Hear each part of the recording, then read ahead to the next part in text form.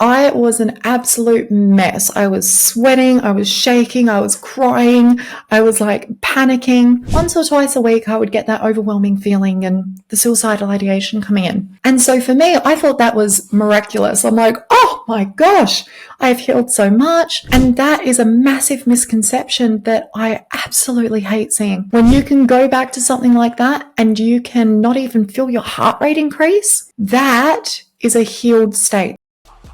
Welcome to the Trans Boss podcast, home of the Trans Boss movement, the place where empowered trans people come to discover what it takes to become the best versions of themselves. I am your host, Jasmine Vine, a Transfem trans empowerment specialist and the CEO of Divine, and I'm here to guide you on this empowering journey.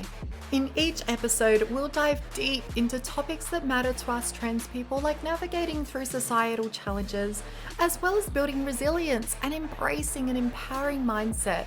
We'll explore it all. We'll also bring on some incredible guests who are making a positive impact in the trans community. The Trans Boss podcast is your go-to resource for empowerment, hope, wisdom, and epic stories from empowered trans bosses across the globe. It's time to kick life's ass and create an empowered, authentic you. So without further ado, let's get into the episode.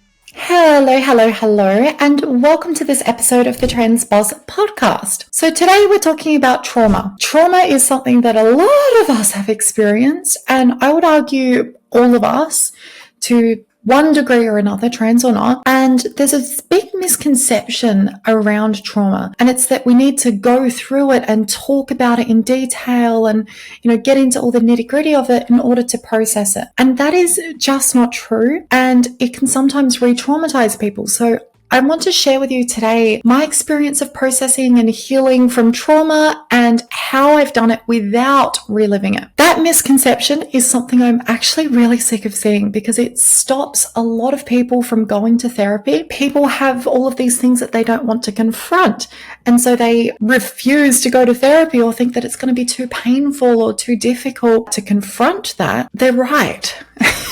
Because a lot of the traditional kind of therapy out there is going to make you confront it. It is going to make you, talk through it. I'll go through some of my story a little bit later on. But essentially, this can cause people to re-traumatize themselves because they haven't allowed their dysregulated nervous system to calm down before they're diving into those emotional triggers. So this is like, silly question. Would you be able to think through and to process something better if you were in the water and there was a great white shark coming at you? Or would you be able to process and think about things better if you were safe on a boat? The answer is the second one, right? Like, most people would feel quite uncomfortable in a boat if there was a great white shark coming around. They're going to feel some level of safety. It's an uncomfortable process, but it's not an unsafe process. A lot of people approach healing trauma the other way. They jump in the water with the shark and the shark's coming at them like, They expect to process things from that state, which just, it's not appropriate. It doesn't work very well. One of the unconscious mind's prime directives is to keep us safe. It doesn't understand something like the difference between something that's real or something that is imagined. If we are revisiting traumatic events, you're feeling the feelings, you're going to be experiencing that same sort of fight, flight, or freeze response that you were at the time because you're going back to it in your mind. So you're going to be pumped with the adrenaline, pumped with the cortisol, all of those responses that you had in that actual time is going to come back to you just by revisiting it mentally. And this is what a trigger is. When we experience a trigger in our life, it's a slice of that original experience coming back up, triggering our nervous system again. It's, triggering our safety bells, alarm bells are going off, right? It's not very easy to think clearly when you have all of that going on, when you're feeling dysregulated, when you've got that, fight, flight, or freeze response happening, you're pumped with that adrenaline, that cortisol, it is very difficult to think clearly. It is not necessary either. That's the thing. You do not need to re-experience things in order to heal them. And that is a massive misconception that I absolutely hate seeing. There are ways to process past traumas that don't involve reliving a damn thing. That is what I want you to understand super clearly. And when you feel processing it in a way where you feel safe and comfortable the whole time, where you're safely dissociated from that experience, you're in the boat, your nervous system is relatively calm, that is when we can process something effectively. So from that state, when you are calm, you've switched off that survival mode, you're not reliving something, there's no reliving those experiences, there's no recounting past experiences in detail, there's no, you don't even have to share any of the details of the experience with someone helping you heal that, by the way. That is something that's really, really cool for me. And I'll go into a bit of my experience. When I went into a group program, which was called Master Healer. It was a program specifically designed to help heal past traumas and to let go of negative emotions stored in the body. And I had a lot of it. Like at this point, I had been in probably about 12, 13 years of therapy. From the ages of 11, I'd been in therapy pretty consistently. Throughout that time, I'd seen multiple psychologists, psychiatrists, counselors, social workers. I had come a decently long way. For someone who was suicidal from age 7 and who was still experiencing, suicidal ideation up until that point, it had reduced a lot. Instead of it being something that consumed every waking hour, it went down to maybe 4 hours a day.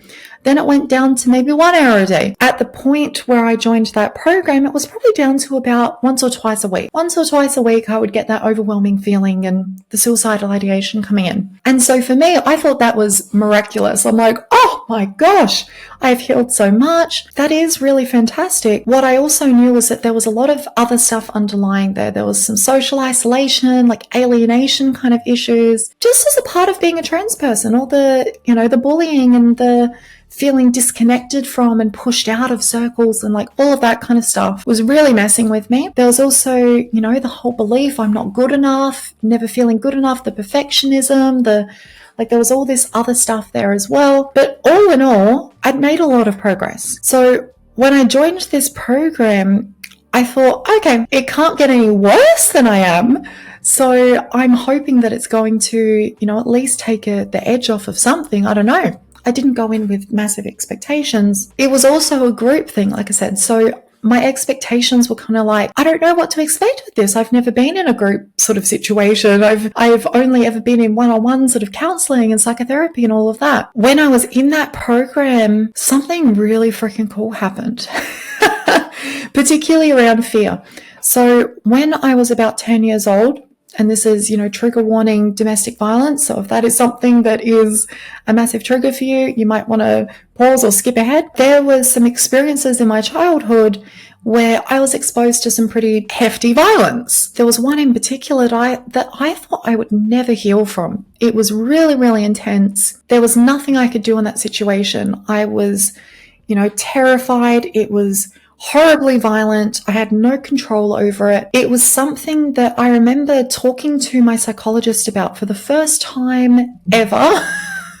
Like since it had happened, basically. I had always held it back because I thought, I don't want to burden people. I don't want people to, feel sorry for me. I don't want to, have all of those things come up. And so I really just kept it to myself. I wanted to save people what I perceived to be the burden of that information. I managed to get over that and I spoke about it in that psychologist appointment. I was an absolute mess. I was sweating, I was shaking, I was crying, I was like panicking. That was like considered normal in that situation. And it is to a degree, absolutely. Knowing what I know now, I wouldn't have gone that same route. Hello, lovely. If you like what you're hearing so far, and I hope you do, then you are going to love the free trainings that I have.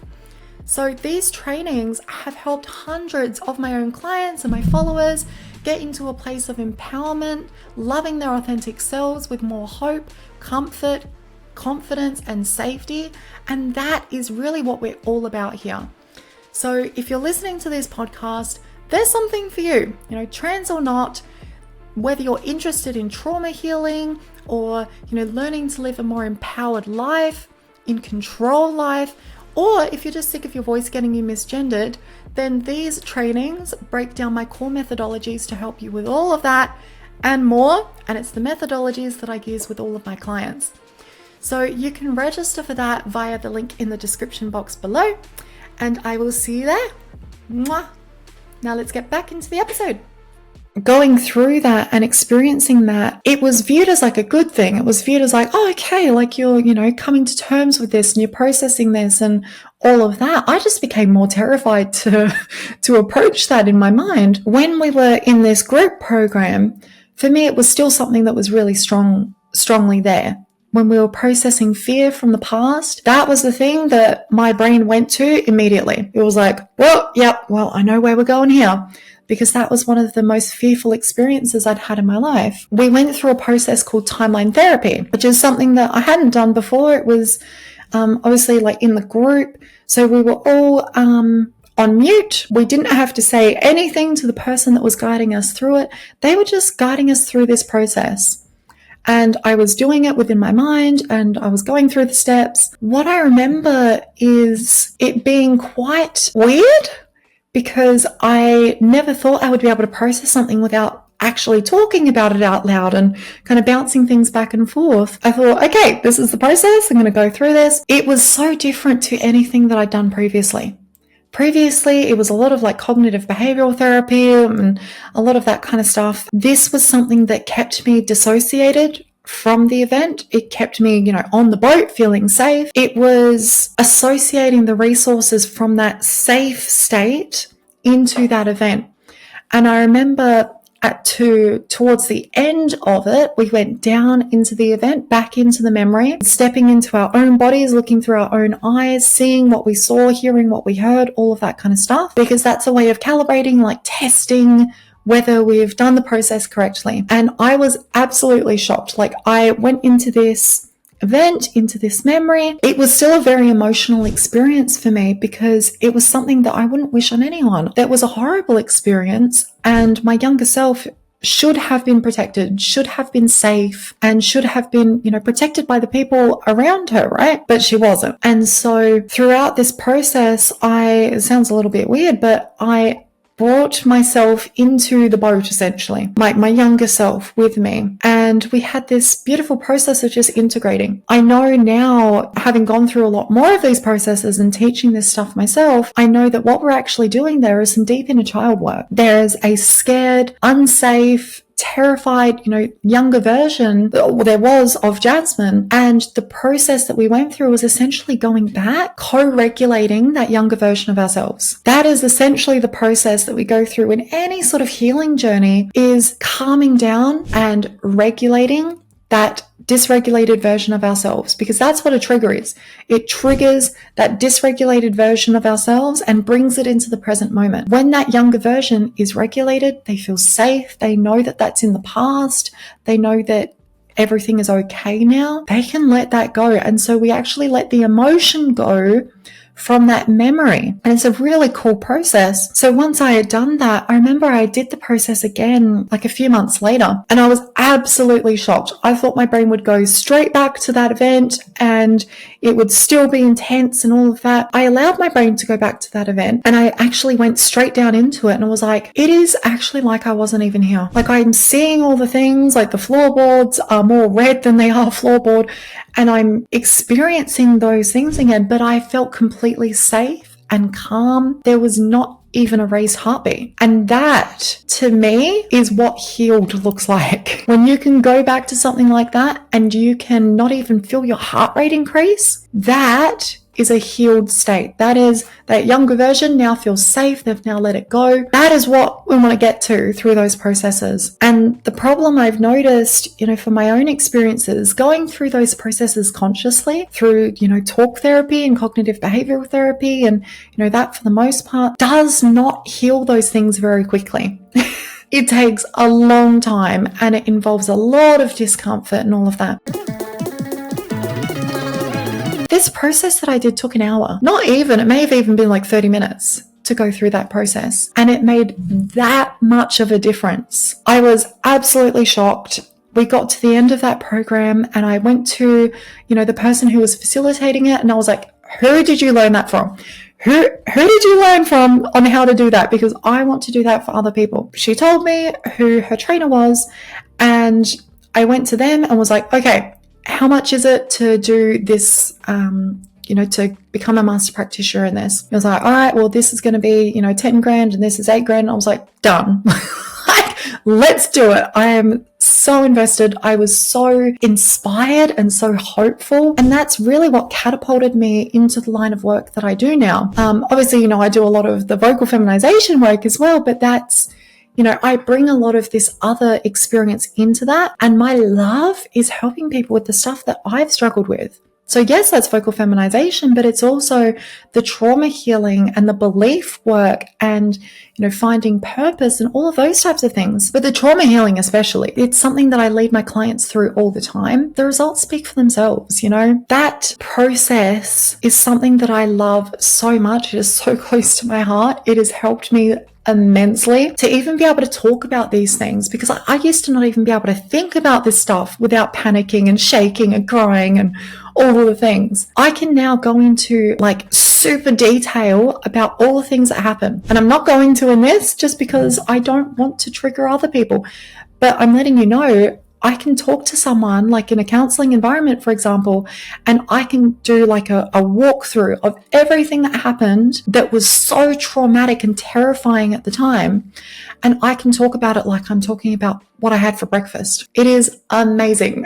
That is something that I really stand by, is you do not need to re-traumatize yourself or go over things and experience all the emotions and the crap that you did at that time in order to process something. That is what I stand by and what I do with all of my clients now. We work from a disassociated state. We associate the resources. We bring in that safety, that connectedness, that, regulation, and we associate that to the event and the memory.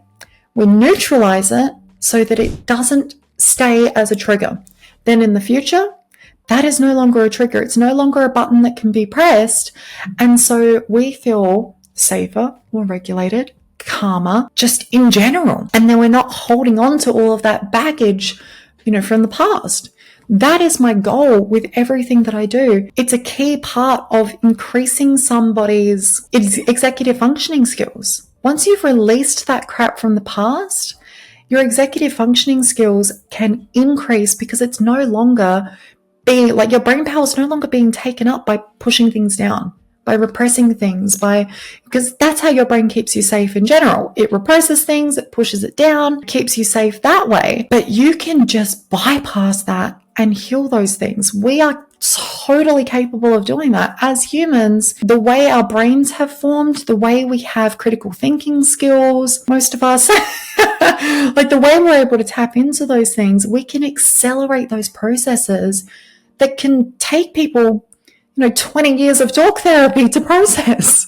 We can do that super quickly. That is a big belief that I have as part of the work that I do, is that you can make a massive amount of change from a small amount of work. The whole saying of, the 20% of effort dictates the 80% of your output. It's the same kind of thing with this. If you know what to do, if you follow the right process with what you're doing. When I do this process with people, I fall in love with it more and more, because the only tears I see are usually tears of joy, tears of happiness, tears of, freedom, of massive release. That's the kind of tears I see, and that just fuels my soul. I absolutely freaking love it. Whenever I have a session like that and I see someone let go, I see someone release, and they tell me how much lighter they feel and all of that, just makes my heart sing. I love to see it, because it's almost like this well-kept secret that no one freaking talks about. It's that is really, really important to me. So if you see people saying you need to relive it, you need to, go through the things again, and in order to process it, run the other direction. You do not freaking need to. Just know that there is hope for you with that. If you're afraid of, engaging in any type of therapy or, any sort of things like that, working on traumas, yes, it can be scary to do that. And yes, there probably are a lot of, I'm not going to say probably, there are a lot of places, there are a lot of modalities and whatnot that are just going to drop you into the feelings. That's what they're based on. They're based on the idea that you do need to feel them in order to process them. That is true to a certain degree. When there's massive traumas, like capital T traumas, when there's big things we've experienced, usually it's not just a matter of like, okay, I'm just going to sit with this and feel it and let it pass through. If your bus has run late and you're, late to your wedding or like, I don't know, that might be like a small thing where you're like, okay, I just need to accept and let myself feel how I'm feeling. That's not for like the big stuff. The big stuff usually takes a lot more time, but you can approach it from a different sort of perspective, a different way, and do that safely and quicker as well. This is something that, in 2024, I am diving into this so much more heavily. I have my, FEMVOICE skills program that I've really been focused on, which, helping people to feminize their voice. But the trauma work, as you can probably hear, it's the reason I started this podcast. This is the stuff that I'm really passionate about and that I want to get more into. And I have run this in the past many times. I've, run a group program where I'm taking people through that. I've been working one-on-one with people for years around this stuff. I dropped a lot of that to really put my focus on FEMVOICE skills. But like I said, in 2024, this is coming in more. I am leaning more into this. So mastering the inner voice is on the way. And if that is something that you're interested in, keep an eye out, because there is going to be, a masterclass available on it. This is a program that I am going to be doing very, very soon. So if this is something that you want for yourself, if there are some things that you're holding on to that you want to let go of, then feel free to get in contact with me, because this is something that I'm going to be doing very soon. So that is all from me for this episode. So until the next one, thank you for watching, and bye-bye. Thanks for tuning in to this episode of the Transboss podcast. If you support the Transboss movement, it would help immensely if you could leave a review on your favorite podcasting app, follow us, and share your biggest takeaway from this episode on social media. Don't forget to tag me at jasmine.vinee on Instagram, because I would love to see it. Now get out there, do the things, and take the next step into that empowered life you deserve. See you next time.